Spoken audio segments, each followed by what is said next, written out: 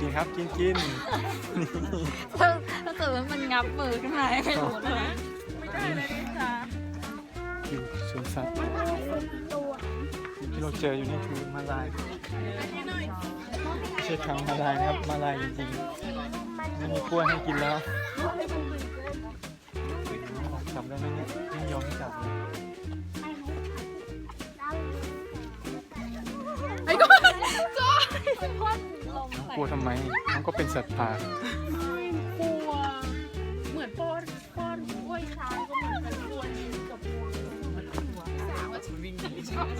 มีกล้วยไหม เป็นช็อตเด็ดยังไงเนาะ มา เพื่อนแบบเหนื่อยหลาย เอามาล่อมันหน่อยนะครับ ต้องมาตรงนี้ตัวนี้นี่เป็นงานนี่ เฮ้ยผมแย่งกันเลยไหม เดี๋ยวมันก็กัดมือแบบตลกมาก เฮ้ยเอาอะมันจะกัดเรา